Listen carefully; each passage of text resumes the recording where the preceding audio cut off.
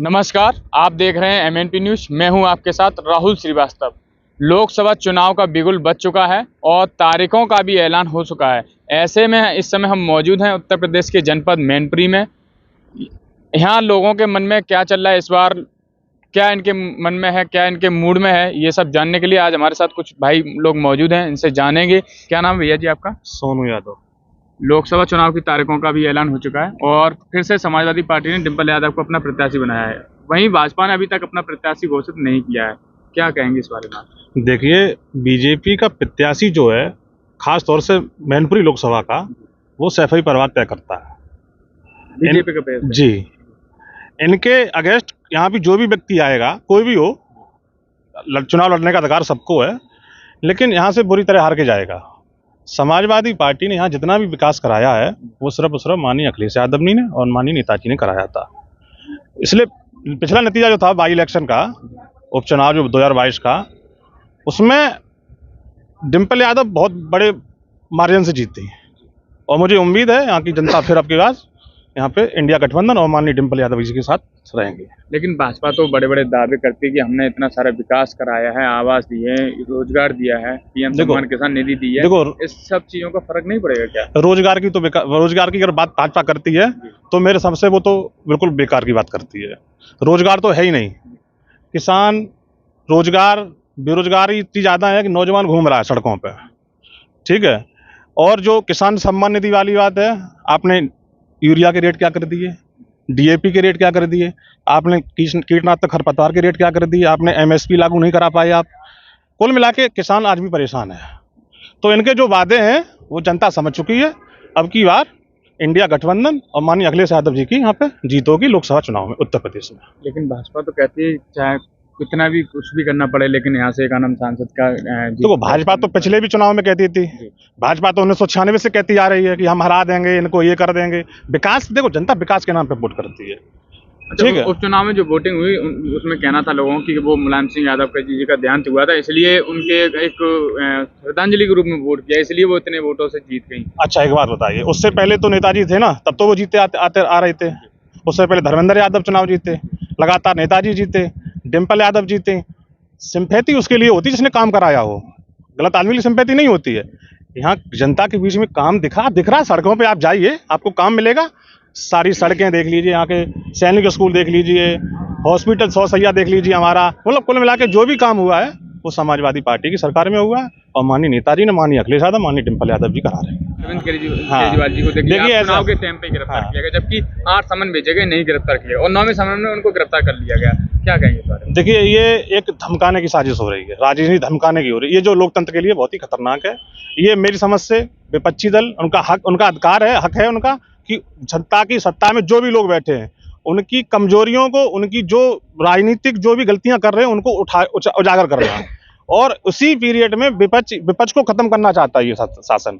भाजपा सरकार विपक्ष को खत्म करना चाहती है और जितने भी नेता हैं वो सबको जेल में डाल रही है, लेकिन इससे विपक्ष डरने वाला नहीं है। विपक्ष मजबूत है, विपक्ष के साथ जनता है। अब की बार खोखले वादे नहीं चलेंगे, अब की बार 400 हार।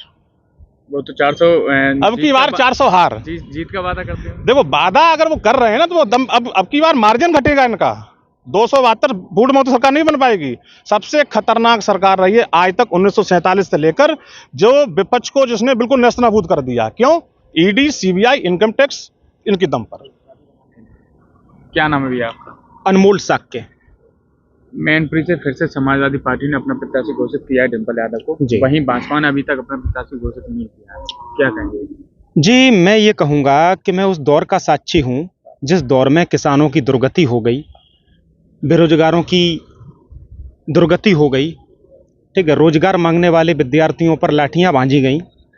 तो मैं यही कहूँगा कि मैनपुरी से चाहे डिंपल यादव के अलावा कोई भी सांसद प्रत्याशी होता, मैं वोट करता, क्योंकि मैं स्थानीय सांसद का चेहरा नहीं देख रहा हूं। मैं पीएम मोदी को एज ए प्रधानमंत्री के तौर पर दोबारा नहीं देखना चाहता, क्योंकि उनको दोबारा देखने का मतलब ये है कि किसानों की दुर्गति, बेरोजगारों पर फिर से यही शोषण, अत्याचार, कोई भी भर्ती ऐसी रही हो, 8 से 9 वैकेंसीज के पर्चे जिसमें पुलिस की भर्ती है, आरओ है, जिसके पर्चे लीक हुए, जिसके पेपर लीक हुए। हालांकि सरकार ने खुद इस चीज़ को एक्सेप्ट किया, भर्तियों को कैंसिल किया। लेकिन सवाल सिस्टम कहीं ना कहीं करप्ट है। सवाल ये है कि पेपर कैंसिल कर दिए, ये नहीं है। सवाल ये है कि ये नौबत आती क्यों है। सवाल ये है कि किसान आंदोलन कर रहा है, ये नहीं है। सवाल ये है कि उसे आंदोलन करने की ज़रूरत क्यों पड़ी।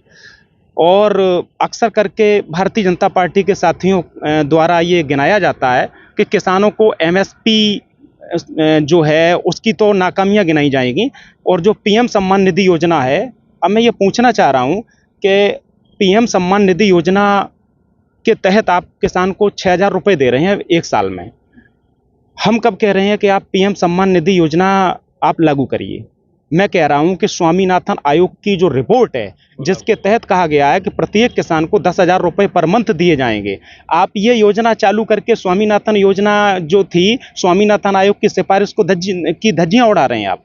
तो इसलिए लोकल का सांसद कोई भी हो, मुझे इससे समाजवादी पार्टी का कोई भी प्रत्याशी हो, मैं उसको वोट कर दूंगा, क्योंकि मैं एज ए वोटर पीएम साहब को दोबारा पीएम नहीं देखना चाहता बस। लेकिन भाजपा तो इतने बड़े दावे करती है, अच्छे काम किए, जैसे आपने बताया पीएम सम्मान निधि है, आवास है, नहीं पीएम नहीं, एक बात बताइए, पीएम सम्मान निधि योजना के नाम पर उन्होंने बड़े आसानी से दबा दिया, स्वामीनाथन आयोग की रिपोर्ट दबा दी। अब भोला बाला किसान समझ नहीं पाया, वो 6,000 में खुश हो गया, जबकि वो भूल गया कि स्वामीनाथन आयोग की जो रिपोर्ट है उसकी सिफारिश के अनुसार उसको 10,000 रुपया मिलेगा। कारण है कि आदमी अशिक्षित है, जागरूकता का अभाव है, तो वो कुछ नहीं से कुछ को विकास समझ बैठता है। आज से करीब 1.5-2 साल पहले जी आप हमारे चैनल पे ही आपने जो बाइट दी, जी याद जी हो आपको? हाँ, हमको याद है जी, हमने दी थी। आप विपक्ष के पक्ष में बहुत ज्यादा बोले जी थे, बिल्कुल थे, बहुत अच्छा बोले थे, लेकिन आज ऐसा क्या हुआ जो आप बीजेपी के पक्ष में ऐसा बोल रहे हैं? देखिए, ऐसा है कि मोदी लहर में बड़े बड़े अच्छे बेवकूफ़ बन गए, तो उनमें से एक हम भी थे। ठीक है, आज हमारी आंखें खुल गई तो हो सकता है कल को किसी और की भी आंख खुल जाएगी। ठीक है, बेवकूफ़ तो कोई बन सकता है, तो हमारा बनना कोई बड़ी बात नहीं थी। आज के युवाओं के बारे में ऐसा क्या कहना चाहेंगे आप, जो उस समय आपने जो कहा था और आज वही आप इतना मतलब उल्टा पलट के बोल रहे हैं, ऐसा क्यों? जी, उस समय एज ए वक्ता के तौर पे मैं था, आज उस समय भी एक रिपोर्टर के तौर पर थे। लगभग 1-1.5 साल हो गया, मुझे याद है। सवाल ये है कि नाकामियां पक्ष में भी हैं, विपक्ष में भी हैं, लेकिन आज वो दौर है कि आज हम विपक्ष की नाकामियां देखेंगे तो विपक्ष तो सत्ता में है नहीं। आज हमें नाकामियां सत्ता पक्ष की देखनी है। हक, अधिकार, हकूक वो पार्टी दे सकती है जो सत्ता में है, लेकिन लंबे अंतराल के बाद उस पर भरोसा किया। आज आप ये बताइए, ये दूसरे डू में भी प्रधानमंत्री हो गए, क्या हम जैसे लोगों ने वोट नहीं दिया? भाई, ये उसी का परिणाम है कि आज ये सोच रहे हैं कि हम तीसरी बार भी पीएम हो जाएं। तो सवाल ये है कि इनसे जनता आगे जा चुकी है। हमारी जैसी विचारधारा रखने वाले बहुत से लोग चेंज हो गए, और भी आगे भी लोग चेंज होंगे। जैसे पिछली बार आपने एक शब्द कहा था जी कि इस बार समाजवादी पार्टी जी जमानत जब्त हो जाएगी। नहीं, ये तो नहीं कहा था, लेकिन ये कहा था कि वोट शेयर काफी घटेगा। लेकिन इस बार अब आपको क्या लगता है? देखिए, उस बार तो लोगों ने कहा था कि एक मुलायम सिंह यादव जी का देहांत हुआ था, इसलिए श्रद्धांजलि के रूप में वोट दिया। अब तो सिंपैथी भी नहीं रही। क्योंकि आज मेरे विचार आप जानना चाहते हैं, इस बार मैं ये कह रहा हूं कि इस बार बीजेपी का वोट शेयर संपूर्ण देश में बहुत ज्यादा घटेगा। ये है, कुछ सीटें तो निकल जाएंगी, इसमें कोई दो राय नहीं। यह सदैव होता है, कहीं ना कहीं से तो जीत हार होती है। कारण ये है कि किसान की दुर्दशा आपको देख रहे हैं, उसके बाद बेरोजगारों की स्थिति को आप देख रहे हैं, निजीकरण बढ़ रहा है, लेटरल एंट्री के माध्यम से आईएएस की परीक्षा दिए बिना ही लोगों को बड़ा बड़ा प्रशासनिक अधिकारी बनाया जा रहा है।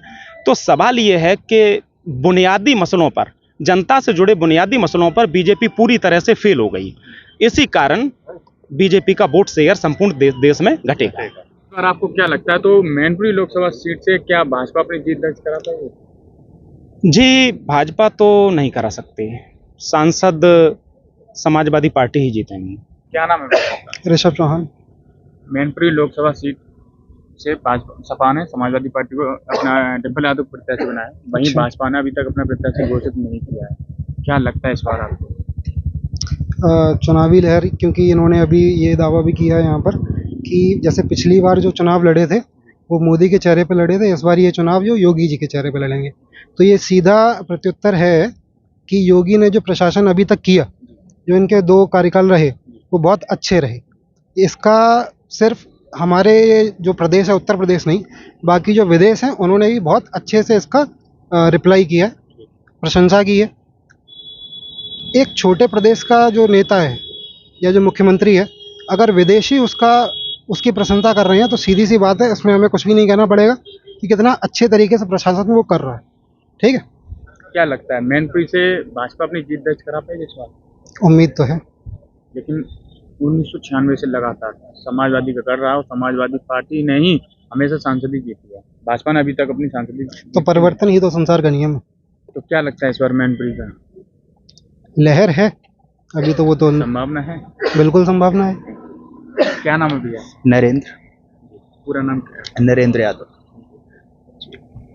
समाजवादी पार्टी ने अपना प्रत्याशी फिर से डिम्पल यादव को यहाँ से बनाया है, जी। वहीं भाजपा ने अभी तक अपना प्रत्याशी नहीं घोषित किया है, क्या लगता है इस बार आपको?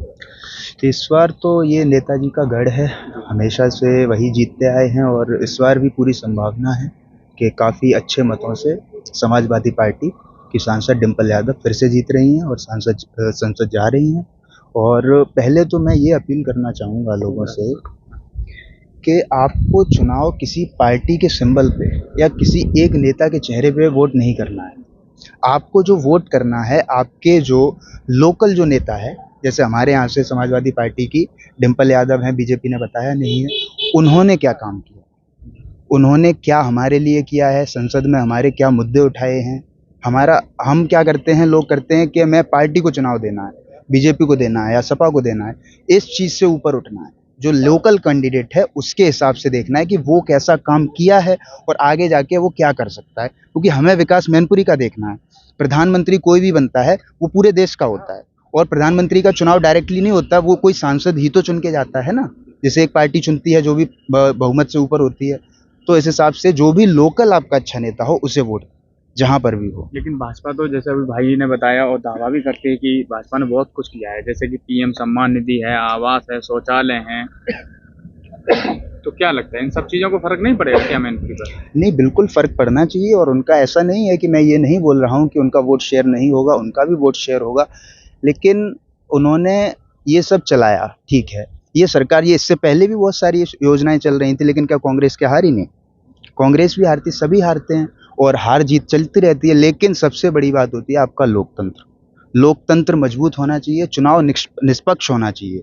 चुनाव में ऐसी कोई भी जानकारी ना आए या संभावना ना हो कि लोकतंत्र की हत्या हो रही है। लोकतंत्र हमारा हमेशा सबसे पहले रहना चाहिए। अच्छा, जैसे पिछली बार लोकसभा चुनाव हुए थे अभी जी, तो उसमें बताया गया कि क्या नाम मुलायम सिंह जी का देहांत हुआ, तो इसलिए सिंपैथी के कारण डिम्पल जी को इतना वोट दिया गया, तो जीता जी। क्या लगता है इस बार सिंपैथी रहेगी या नहीं, वास्तव में लोगों विकास की, के ऊपर काम किया? आप अगर मैनपुरी में जाते हैं, मैनपुरी के लोगों से बात करते हैं, तो नेताजी उनके लिए हमेशा से एक बहुत बड़ा नाम रहे हैं और आगे भी रहेंगे। नेताजी के जाने से ऐसा नहीं है कि सिर्फ सिंपैथी है, नेताजी का नाम हमेशा से रहेगा और आगे भी रहेगा और उनके नाम पे वोट मिलेंगे। क्या लगता है पिछली बार से ज्यादा वोटों से जीतेंगे या कुछ मार्जिन कम रहेगा इस बार? अब वोटों का तो नहीं कहा जा सकता है, जनता का क्या, जनता किस तरफ जा रही है। वैसे सबसे बड़ा मुद्दा आपका होना चाहिए रोजगार और चुनाव में निष्पक्ष होना चाहिए चुनाव, और वोट शेयर जो भी रहता है जिसका भी, लेकिन उससे फर्क नहीं पड़ता है।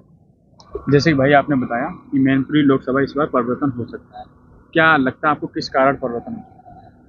जो नीतियां इन्होंने फॉलो की पिछले 2 कार्यकाल में, मुझे ऐसा लगता है कि जनता को अभी तक तो समझ में आया होगा कि परिवर्तन जरूरी है। जैसे कि अगर हम विकास की बात करें, जैसे कि बताते हैं, भाई ने बताया कि यहाँ जो देन है वो समाजवादी पार्टी का देन है, ऐसा कोई भी एक विकास है, ऐसा कोई भी एक कार्य बताइए 2-4 जो आपको भाजपा के अच्छे लगे। कार्य की बात करें अगर, तो जैसे जो नीतियां जो अभी आपने ही बताई, जैसे पीएम आवास योजना, जो अभी कोरोना काल के दौरान इन्होंने जो राशन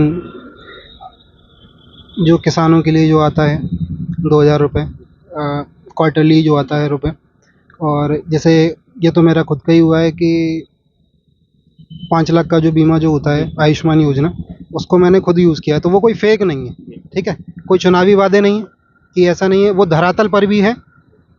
तो इस चीज़ों को जब जनता तक ये चीज़ें पहुंचती हैं तो जनता को, जैसे ही वो कहें, खरीदे हुए वोटर नहीं है ये, ठीक है, जनता को जब लाभ पहुंचता है तो जनता खुद वोट देगी उन्हें। जैसे कि भैया ने अभी आयुष्मान कार्ड की बात की, क्या लगता है आपको? देखिए, आयुष्मान कार्ड योजना जो है वो गरीबों के लिए ठीक है, लेकिन अभी आधे से ज़्यादा हॉस्पिटल वाले इसमें भी फ्रॉड कर रहे हैं। ये मामले कई बार आए और इसमें फ्रॉड हो रहा है। जो लाभार्थी है उसके कार्ड पे हॉस्पिटल वाला पैसे दे रहा है, यहाँ भी फ्रॉड हो रहा है। उसको प्रॉपर बीमा, उसको जो है उसका लाभ नहीं मिल पा रहा है।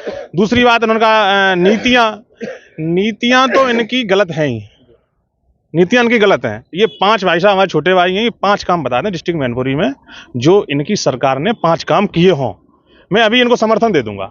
विकास की बात जैसे भैया कर रहे हैं, ऐसे 5 कोई काम बात छोड़ो, मुझे- आप 2 या 3 बता दो। मुझे ये सवाल पहले से ही अपेक्षित था इनसे, जैसे मुझे पता था कि ये यही पूछेंगे कि कोई 5 सवाल। जैसा कि इनका कहना है, ये गढ़ भी सपा का ही है। यूपी का बता दो, मैनपुरी का छोड़ो। हाँ। 5 आप यूपी के अंदर के विकास के नाम गिना दो जो विकास किए हैं। जो फ्लाईओवर्स बनना है, कौन सा फ्लाईओवर? जो गंगा फ्लाईओवर होना है, फ्लाईओवर का नाम? अब एग्जैक्ट मुझे नाम नहीं याद है उसका, क्योंकि जॉब वॉब लग चुकी है तो करंट अफेयर तो मैं छोड़ ही दिया है मैंने। हाँ, जो बैराज वैराज ये जो हुआ है, ठीक है, क्या चीज? गंगा बैराज जो भी, गंगा बैराज। हाँ वो है।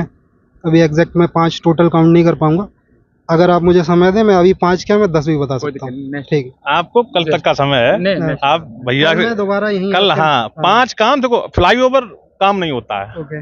वो जनता की मांग जैसे होती भैया है। ने बताया फ्लाईओवर, आपको पता है कौन सा फ्लाईओवर ऐसा है जो बीजेपी सरकार ने बनाया हो? फ्लाईओवर या हाईवे? अभी बता रहे थे। हाईवे। आप जब आंसर गलत दे रहे हैं।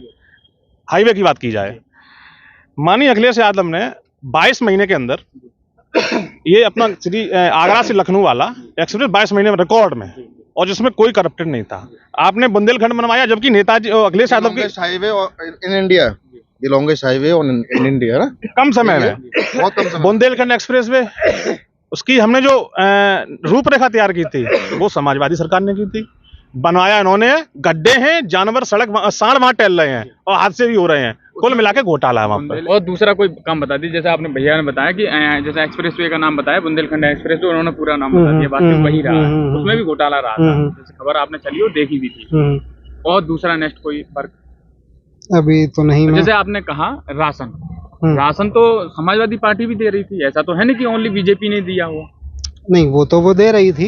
ये जो निःशुल्क राशन है, हालांकि ये इतनी बड़ी बात नहीं है, ठीक है, लेकिन वो जो जरूरत के समय पे, जब जनता, क्योंकि नौकरी नहीं थी उसके पास, ठीक है, आदमी घर बैठा हुआ, रोजगार है नहीं, पैसे है नहीं। पहले क्या था, बहुत मिनिमम वेजेस पे था, बहुत मिनिमम रेट थे उस राशन के, लेकिन वो भी खत्म करके बिल्कुल निःशुल्क कर दिया गया किसानों को।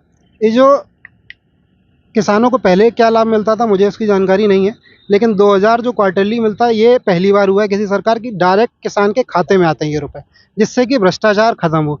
इनका जो कहना है, आयुष्मान जो लाभार्थी जो हैं, जो दूसरे यूज कर रहे हैं। आपके पास है आयुष्मान का? हाँ, मेरे पास मिला आयुष्मान आपको? बिल्कुल मिला। आपको आयुष्मान का नहीं, मेरा नहीं। कार्ड है आपको? नहीं, मेरा नहीं। जैसे भैया ने बताया कि राशन इसलिए दिया जाता है फ्री क्योंकि रोजगार नहीं है, क्या कहेंगे इस बात? देखिए, सवाल ये है कि राशन फ्री दिया जा रहा है, ये मुद्दा नहीं है, जी। लेकिन रोजगार नहीं है, ये बहुत बड़ा मुद्दा है। ये नौबत क्यों आई कि हमको फ्री राशन देना पड़ रहा है? सबसे बड़ा मुद्दा ये है। हालांकि भाई ने बताया, हमारे छोटे भाई ने बताया कि जो क्वार्टरली 2000 रुपए दिए जा रहे हैं, एक्चुअली मैं खुद एक किसान का नेता रहा हूँ और फिलहाल अभी भी हूँ, तो इसका खंडन मैं करना चाहूँगा कि क्वार्टरली जो 2000 रुपए दिए जा रहे हैं, इसकी बजाय इसको ख़त्म करके MS स्वामीनाथन आयोग की जो रिपोर्ट है, जिसके तहत ये कहा गया है कि प्रत्येक किसान को 10,000 रुपये पर मंथ दिए जाएंगे। हालांकि ये PM सम्मान निधि योजना ला करके इन्होंने बड़ी सफाई से, कांग्रेस दबाई रही लंबे अरसे तक और इन्होंने भी दबा दी, क्योंकि अब कांग्रेस विषय इसलिए नहीं है कि वो सत्ता में नहीं है। भाई, उन्होंने गलत किया तो हमने उनको बेदखल कर दिया, ठीक है। आज मुद्दा है, आज विषय ये है कि PM सम्मान निधि योजना के तहत मिलने वाले 6,000 रुपये हम नहीं स्वीकारते। हमें हमारी स्वामीनाथन आयोग की जो सिफारिश है वो आप लागू कर दीजिए। जैसे कि भैया ने बताया, बीजेपी ने वास्तविक विकास किया है जी, 10 साल से बीजेपी सरकार है लगातार। जी। आप समाजवादी पार्टी कोई ऐसे 5 विकास बता दिए जो आप ये हो समाजवादी सरकार? देखिए, मैं एक्चुअली मैं समाजवादी नेता हूं ही नहीं, ठीक है। मैं इस बार वोट इसलिए दे रहा हूं कि बीजेपी से नाराज हूं, ठीक है। एक्चुअली मैं हकीकत बताऊं तो विकास के कार्य जो हैं, जो भी समाजवादी पार्टी के हैं, तो भाई सोनू यादव भाई अच्छे से गिना सकते हैं जी।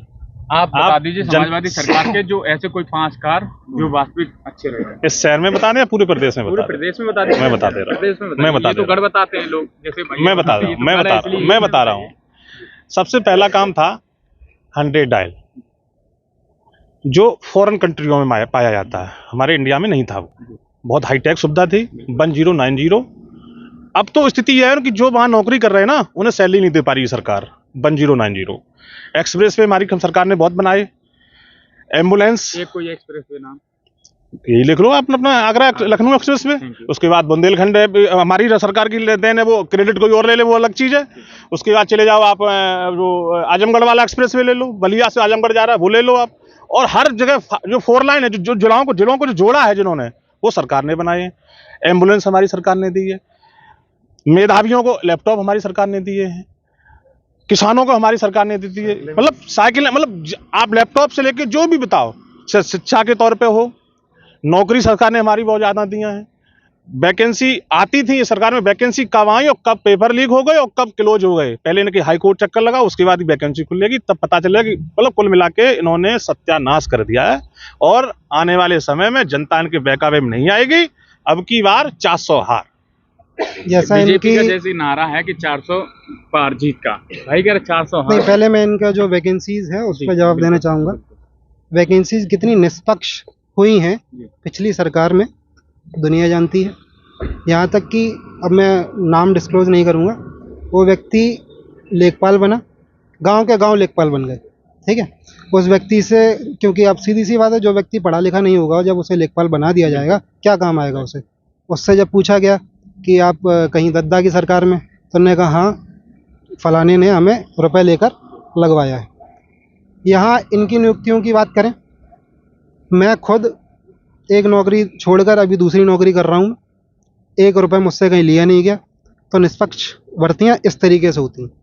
मैं दावे के साथ कह सकता हूँ, अगर पिछली सरकार होती तो मैं अभी वैकेंसी नहीं ले पाता। जैसे भैया ने बताया कि क्या नाम समाजवादी पार्टी ने 100 डायल जो चालू किया था, मैं उसकी सराहना करता हूँ, बिल्कुल सही है वो। चेंज करने का काम तो बीजेपी ने किया है। उसको शायद 100 से 102 112 कर दिया। लेकिन उनको सैलरी तक नहीं मिल पा रही है। मतलब इन्होंने, बीजेपी ने सिर्फ चेंज करने का बस वो बनाया है, जिले के नाम चेंज, और इसको नाम चेंज कर दिया, 112 कर दिया, लेकिन सैलरी नहीं दे पा रहे हैं। ऐसा दावा इनका है, ऐसा, क्योंकि मुझे कंफर्म पता नहीं है कि उनकी सैलरी का क्या चल रहा है। ऐसा दावा इनका है कि सैलरी नहीं दे पा रहे हैं, ठीक है। या तो इनके कोई जान पहचान के होंगे वहाँ पे। पहचान के लिए न्यूज चली थी और अखिलेश यादव ने इसको सदन में उठाया भी था। अगर आप पढ़े लिखे हैं, रोज नौकरी कर रहे हैं, किस काम में कर रहे हैं, क्या नौकरी कर रहे हैं? मैं यहीं कोर्ट में ही नौकरी जैसे भैया Gold बता रहे में। वैकेंसी की बात कर रहे हैं, निष्पक्ष वैकेंसी होती है और भैया लगे भी हैं। अब इनकी निष्पक्षता से हम एक सवाल उठा दें। आरक्षण, अभी कोई वैकेंसी आए, सपोज दैट 500 वैकेंसी हैं, उसमें 430 वैकेंसी जनरल वर्ग के लिए हैं। 30 वैकेंसी, उसमें 27% आरक्षण ओबीसी का है, एससी का है। कौन खा रहा है? ओबीसी और एससी का हक कौन खा रहा है? कौन? जनरल। आप कोई भी वैकेंसी उठा के लिए आरक्षण की बात कर रहे हैं। ये जो दावा किया इन्होंने, 500 में से 430 वैकेंसी जनरल की हैं, मुझे ये दिखा दें। हम आपको अच्छा, जैसे भैया का मुझे ये दिखा दें, जैसे क्योंकि मेरा अभी ये वैकेंसी से पहले मेरा काम ही यही रहा चलिए कि वैकेंसी देखनी है मुझे। बताते हैं कि यूपी पुलिस की जो पेपर लीक हुआ उसको तो छोड़िए, कभी यूपी बोर्ड का पेपर लीक हुआ? नहीं, यूपी बोर्ड से मैं संबंध नहीं रहा। जिस तो मुझे सरकार में यूपी बोर्ड का तक पेपर लीक हो गया, क्या कहेंगे इस बारे में? नहीं, वो तो निंदनीय है, वो लीक नहीं होना चाहिए था। हालांकि पेपर लीक की अगर बात करें तो जो भर्तियों में पेपर लीक यहाँ हुए हैं, भर्तियों में पेपर लीक पहले भी हुए हैं। नहीं, ये तो भर्तियों में होते हैं, चलिए हाँ। यूपी पुलिस का हुआ है, लेखपाल का हुआ, ये तो नॉर्मली बात है, होते रहते हैं, दूसरी सरकार में भी हुए, लेकिन इस बिल्कुल। बार तो यूपी बोर्ड तक का हो। हाँ, तो उसकी वो निंदनीय है, वैसे नहीं होना चाहिए। क्या कहेंगे इस बारे में? देखो भाई को हमारी जानकारी कम है। यूपी बोर्ड तो पहली बार हुआ ही हुआ है, ठीक है। इसमें तो 12th वाला और 10th वाला वो तो सारा गया है। जैसे बच्चों को चिंता थी कि कहना अब हमारा मैथ का पेपर लीक हो गया, पूरे ही पेपर कैंसिल हो जाएंगे, है ना, और उनको चिंता थी, उसके बाद जो पेपर हुए उसको को भी ठीक से नहीं कर पाए। इस सरकार में, जैसे मैं रिपोर्ट लेता हूँ क्षेत्र में, तो लोगों ने बताया, बच्चों ने बताया, इस सरकार में शिक्षा माफिया बहुत ज्यादा पनप चुके हैं। अब सोच लीजिए, नौबत यहाँ तक आ चुकी है कि 10-10, 5-5 हजार रुपए में यूपी बोर्ड का पेपर बेच रहे हैं ये लोग। शिक्षा माफिया को देखिए आप, उसकी उनका आप उत्साह देखिए कि वो यूपी वोट तब पे नौबत आई। एक दिन वो आएगा कि ये अपने अखबार बेचते हैं, इनका भी वो नीलाम कर देंगे, बोला ये भी इनको खरीद लिया जाए, इनको भी लीक कर दिया जाए। भाजपा सरकार तो इतने अच्छे दावे करती है, कड़े वादे करती है। योगी जी को देखिए, आप तुरंत एक्शन लेते हैं, बिल्डोजर चलवा देते हैं। और योगी जी किन के खिलाफ एक्शन लेते हैं पता? जो विपक्ष में, सत्ता पक्ष में आज हम अभी नेता तो नहीं है, हम एज ए वर्कर हैं, और वो भी सोशल वर्कर हैं। हम बात मुद्दे की करते हैं, चाहे वो समाजवादी पार्टी हो, चाहे वो भारतीय जनता पार्टी, कोई भी हो। हम मुद्दों की बात करते हैं, हम अपनी अधिकारों की लड़ाई हम सत्ता पक्ष से मांगते हैं। हम अभी विपक्ष से नहीं कर सकते, विपक्ष तो है ही नहीं किसी में। अभी ये कह रहे हैं कि बुलडोजर, अभी आप कितना भी करप्टेड व्यक्ति हो, बीजेपी में चला जाए। यही ताजा एग्जाम्पल है, डॉक्टर मनोज यादव हैं, RCL मैनपुरी ग्रुप के। इनसे पहले इनके यहाँ IT की और ED की रेड पड़ी थी 1 साल पहले, तब वो बहुत करप्टेड थे। वो अखिलेश यादव के खास हैं, सैफई परिवार के खास हैं। बाद में क्या हुआ, बीजेपी ज्वाइन कर गए, आज वो बिल्कुल क्लियर है। उनसे अच्छा अब कोई नेता इस मैनपुरी में है नहीं। तो अब बताइए, बुलडोजर उनके खिलाफ भी चलना चाहिए था ना। मेरी तरफ आ जाओगे तो अच्छा है, नहीं तो बुलडोजर चल जाएगा। जैसे भैया का कहना है कि जो बीजेपी में शामिल हो जाते हैं उनके लिए ED CBI कुछ नहीं है, और जो भाजपा में शामिल नहीं होते उनके लिए ED CBI है। नहीं, मैं ऐसा नहीं मानता हूँ। जो गलत है वो चाहे इस तरफ हो चाहे वो उस तरफ हो, गलत गलत होता है। हो कहाँ रही है? नहीं होनी चाहिए, हम मांग कर सकते हैं, जैसे कि जनता भैया मांग कर सकती है। बताते हैं बस। कि अगर ऐसा ही है तो जो पेपर लीक हुआ उनके ऊपर क्यों नहीं बिल्डोजर चली? अभी क्योंकि बच्चों का कितना भविष्य बर्बाद हुआ, उन्होंने इतने महीने से तैयारियां की और मेहनत की। नहीं, अब उसको दोबारा वो तैयारी करेंगे, दोबारा से फॉर्म भरेंगे, दोबारा से फीस जमा करेंगे, तब वो करेंगे। अभी जैसा इन्होंने ये जो बताया कि यूपी बोर्ड में जो पेपर जो है पहली बार लीक हुआ, गलत बात है, लीक नहीं होना चाहिए था। आज से पहले क्यों नहीं हुआ? क्योंकि पेपर पहले ही करा दिया जाता था, स्कूल में बोल के करा दिया सारी जाता था, बातों से सीधे भैया सीधे की चट का बातों से करा आप दिया सहमत जाता। हैं, सारी बातों से भैया से आपकी बातों से सहमत है। लेकिन ऐसा कौन सा आपको वर्ग भाजपा सरकार का अच्छा लगता है जो आप भाजपा को गुनगाते हैं? अच्छा नियुक्तियां लगता है? निष्पक्ष हैं। जी, नियुक्तियां निष्पक्ष हैं, किसी से 1 रुपया नहीं लिया जाता। नियुक्तियों की बात किसी तो कर भी रहे हैं भैया का जात, ना, किसी पेपर लीक हो जाते हैं, नियुक्तियां हो ही कहाँ पाती हैं? जो नौबती कहाँ आती है? अभी कम से कम निष्पक्ष तो हैं। हम कह रहे हैं 10 में से 4 हो रही हैं। कौन सी नियुक्ति चार ऐसी हुई जो निष्पक्ष निष्पक्ष मेरा हुई? एक बता सवाल है दीजिए आप भैया लोगों को। को, मेरा एक सवाल है आप लोगों जी, से, जी। बहुत जरूरी सवाल है। इलेक्शन के टाइम पे ही आपने क्यों भर्तियां निकाली? और निकाली भी तो कितने लोगों ने भर्तियां डाली हैं? फॉर्म कितने डाले आप बताइए? भैया तो कह रहे हैं नियुक्तियां निष्पक्ष। 60 लाख फॉर्म डाले, मैं आपको बता रहा हूँ। मेरा जवाब सुनिए। 60 लाख स्टूडेंट फॉर्म डाला जिन्होंने तैयारी की, पर फॉर्म 350-400 रुपये फीस ली गई है। मानते हो आप? अब आप इसका कैलकुलेशन कीजिए, कैलकुलेशन करने के बाद में निष्करण कीजिए। उसके बाद में ये जो सरकार ने, करोड़ों का राजस्व जो है, मेरी बात सुनिए, ये क्या हो रहा है? बच्चों का पैसा, जो स्टूडेंट है, जो कमा भी नहीं रहे, जो बेरोजगार हैं और बेरोजगारी की चरम सीमा पे है इस समय। वो तो हम अपने टाइम पे हमने जॉब पाली और अब कर रहे हैं, जो जैसा कर रहे हैं, कुछ भी कर रहे हैं हम, वो अलग बात है। पर जो लोग तैयारी कर रहे हैं, पुलिस की भर्ती देख रहे हैं, 60 लाख लोगों ने, बच्चों ने फॉर्म डाला, उन्होंने सबने पैसा भरा, ऑनलाइन फीस जाती है सरकार के पास में। अब ये इलेक्शन जब आने वाला था, आचार संहिता लगी हुई है, अब ये इलेक्शन आने वाला है, अब बच्चे इंतजार कर रहे हैं कि ये री हो जाए, री एग्जाम हो जाए। ये होने वाला नहीं है इलेक्शन तक, मैं आपको साफ बता रहा हूँ। इसी टाइम क्यों आपको भर्ती निकालनी थी? आपको अभी पुलिस की बल की जरूरत थी, पहले पुलिस नहीं थी क्या? अब तक कितनी प्रदेश में? नियुक्तियां जो हैं निष्पक्ष हुई? पुलिस बल, पहले पुलिस बल पे आते हैं। इससे पहले जो मेरी जॉब थी वो पुलिस में ही थी। वो आपकी कब भाजपा सरकार में लगी? भाजपा या सरकार में ही, भाजपा सरकार में ही लगी। कौन से? इससे जो पिछले ही साल थी 2023, उसी में ही ज्वाइनिंग थी मेरी। निष्पक्ष। ठीक है, बिल्कुल निष्पक्ष, 1 रुपया नहीं लगा। इनका जो कहना है कि नियुक्तियां सिर्फ चुनाव के समय आती हैं, आप नियुक्तियों को जरा गौर से देखेंगे, अगर आप उसे फॉलो अप करेंगे तो आपको पता चलेगा नियुक्तियां सिर्फ चुनाव के समय नहीं आती, नियुक्तियां पूरे 5 साल आती हैं। जब आपकी ठीक है। सरकार इतनी स्ट्रांग है तो ये लीक कैसे हो रहा है? ये भाई आप सरकार ही कंट्रोल कर रही है इन चीज़ों को। पेपर जो है, जो एग्जाम बच्चे देंगे, उनको कौन, उस पर कंट्रोल किसका है?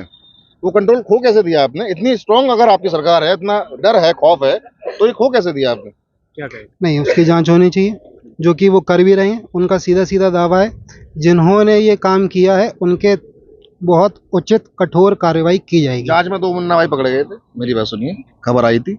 2 मुन्ना भाई के अलावा कुछ नहीं मिला, और वो भी मुन्ना भाई वैसे ही होंगे, मुझे लगा फर्जी ही होंगे, उन्हें पकड़ के डाल दिया होगा। अब मुझे नहीं पता फर्जी है। मुद्दा ये नहीं है कि मुद्दा ये भर्ती, नहीं है। मुद्दा ये नहीं है कि भर्ती निष्पक्ष तो हो ही नहीं रही है। वो भाई साहब हैं, अपने विचार हैं, हो सकता है इन्होंने इन्हें लग गई है, बहुत अच्छी बात है। जिनकी ना लगी है, और जो बेचारे जो कह रहे हैं कि हमें 10 लाख दे जाओ, उनके पास 10 लाख रुपए नहीं है, वो भी नहीं मुबारक। मुद्दा वो नहीं है, मुद्दा ये है कि आज की बेरोजगारी बहुत ज़्यादा चरम सीमा पे है। हाँ। भाई साहब पढ़े लिख गए, नौकरी मिल गई, बहुत अच्छी बात है। उनके लिए सरकार बहुत अच्छी है।